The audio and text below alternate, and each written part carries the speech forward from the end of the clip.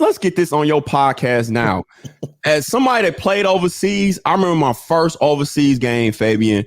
We were up like 15, and me and my teammates, these were our first jobs. We like holding the ball. Our coach calls a timeout and starts going off. Like, what are y'all doing? It's like, man, we up 15. We dribbling the clock out. He like, no. This is not America. We play to the last whistle. So it doesn't matter if you up 15 or 1. And it's like, I kind of got what he was saying. If Phoenix was mad, y'all shouldn't have let them have a lead at the beginning anyway. Y'all should have won the game. Like, I hate that. So shout out to Zion, man. That was a dope dunk, man. Glad to see it, man. Well, I see that change in baseball because, I'm Dominican. Right. And baseball, there was a time period about 10 years ago. I forgot the kid's name, Carlos something, but they drilled them for like showing off, what they call hot dogging. But that times have changed. If you go to a Dominican game, a baseball game anywhere in DR, I don't care if it's softball, a meaningless game uptown in the Heights, they're dancing. There's nothing but music. It's the same thing you see. So they're lucky that we really don't want to do what we really want to do in a basketball game, because like without that, it took so long for the NBA to get to this point now. Where because the way I understood it, the coach told us after the game, he said the way they view it, you play the game out. That is as simple as that. You play up to the last second. I was like, coach, but we up 15-20. He's like, we don't care. You step on the court, you play to the last second. You play all the possessions. Then also, too, in Europe, I found this out. I don't know if it's in every country. It helps to the point differential at the end. So they got to stay regulated. Because remember, they don't overseas, you drop down in levels. So if it comes down to a point situation, those couple baskets when you was up 20 probably could have helped you. So that's another reason that a lot of people don't realize that's why they play it out as well. Because they want all the points. You got to explain that, because there's a lot of people who, again, and that's what I love about when we go uptown, we take it uptown with all ball, Uncle Ice, and just everything in general.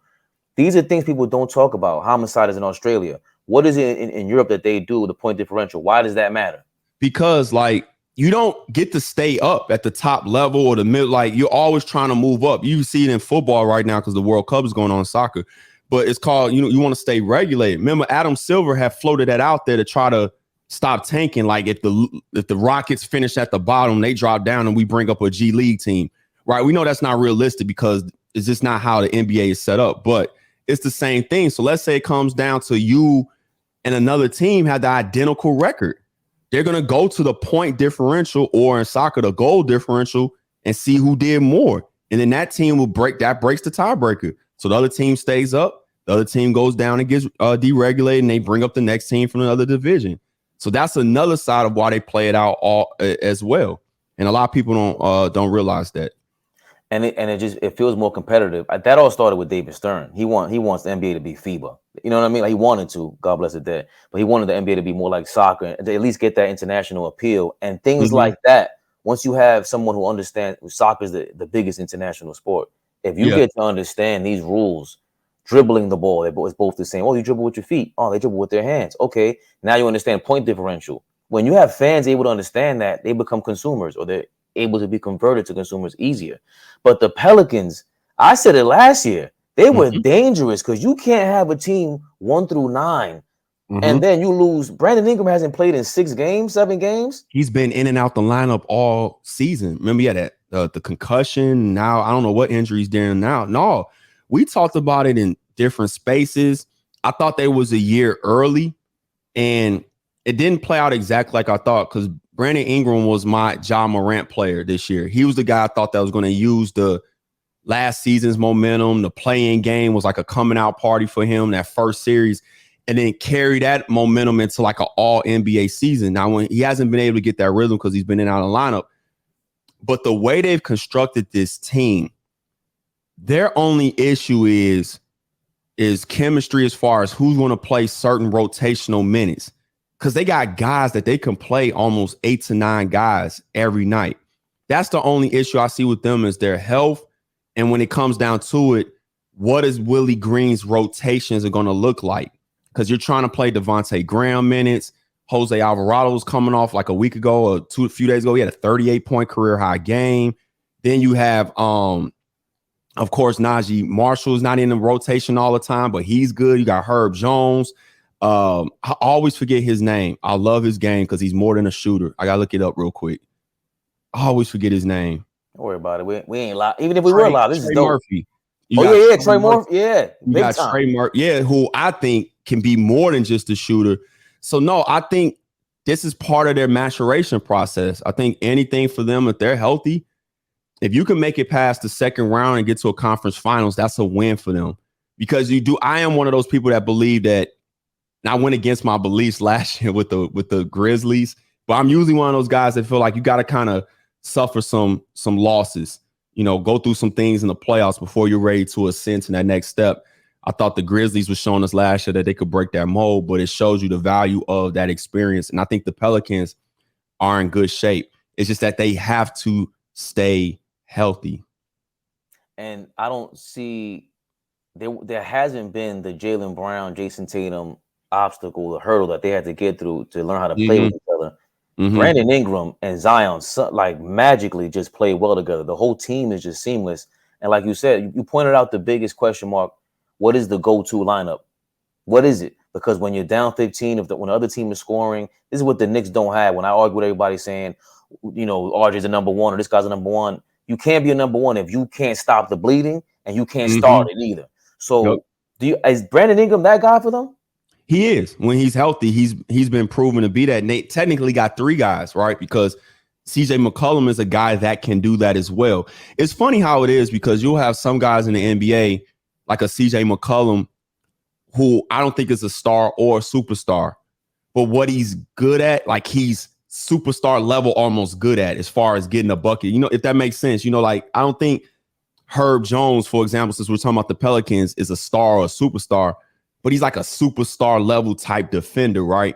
So the fact that they got three guys like that makes them dangerous. Like I said, and I think what helps is Ingram's personality. Not like a laid back, because I don't think people understand laid back people. I don't think laid back people are necessarily soft or don't care or they don't want to get theirs either. I just think their personality makes they're more easier to kind of get along with. But I still think he's an aggressive player. And Zion is finally kind of getting his feet underneath him too, because people forget he hadn't played. And now we see him kind of rounding in the form again. The problem is sometimes, though, you have guys that are important like Ingram, McCollum has missed games this year too. If they're kind of in and out of the lineup, that's going to hurt with your chemistry big picture. That's why I keep coming back to that, because I think the regular season, they're going to be fine. Now, do they finish number one in the West? I don't know.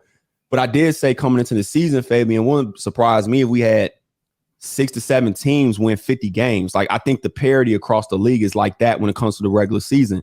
So if you're somebody like the Pelicans, your focus should be as trying to stay as healthy as possible and getting some continuity and rhythm with these lineups. So when the playoffs do show up, you're ready to hit the ground running and you're actually ready to do some damage. Yeah, because the West is wide open because I think the West has more parity, but it's not like mediocre parity. These are really, really good teams, like especially 1 through 6. Like Phoenix is good, but I don't see them even get out the second round. They're soft to me. But because that is the not even that they saw, Fabian, they're missing another superstar.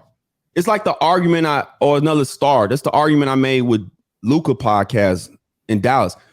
Who's his running mate? And I think people don't understand like I'm not one of those people who don't think the regular season has value. I'm not there yet. But at the same time, Phoenix is set up as a good team where you could win a lot of regular season games, but then get to the playoffs and people say that they were frauds and all. No, they're not frauds. It just shows you that they were missing certain ingredients. And to be honest with you, I think if Phoenix faced anybody else in the first round, they get out of there. But it was a bad matchup because they don't, as good as Devin Booker is, he's not a superstar.